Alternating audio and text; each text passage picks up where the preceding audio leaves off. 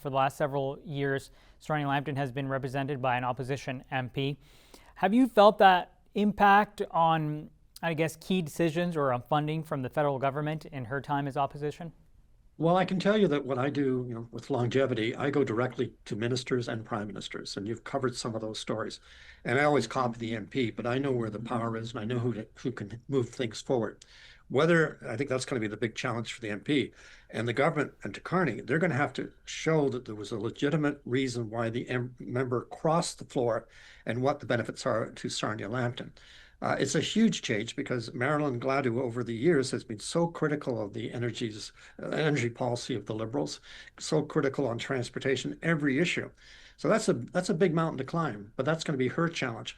What I'll continue to do is keep on pushing, and I've got a couple of asks into the government right now for ministers and for discussions on housing and funding and things like that, rail service, you name it. So I'm going to continue to do that, and we'll see how the MP adjusts to being on the other side of the floor.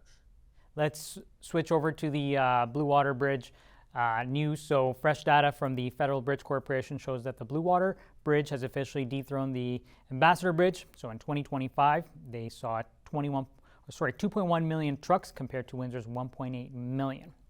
So with that in mind, I guess your thoughts of how can the crossing perhaps help the city or the county capitalize on being the new commercial gateway? Well, I think that is the critical question, Marlon, is that just having truck traffic has no great benefit to us, as we know in this community. And in Point Everett and Sarnia, the last couple of years, we've been contacting the OPP, the Provincial Transport Minister, the Bridge Commission, saying, look, you got to do more. You got to have a strategic direction to deal with this when we get these backups. And there's backups again today when I was just coming in from the county. I don't know how this is going to move forward now because, it's really not about being the best border crossing. It's about the rates. It's what the trucks are being charged in Windsor at the Gordie Howe and the Ambassador. Whether the Gordie Howe will mitigate that to some degree and make Windsor attractive again. But the only benefit to us, there's a minimal benefit, but the congestion in the community, it's not an award we were looking to be #1 in trucking. And I'm sure the village feels the same way.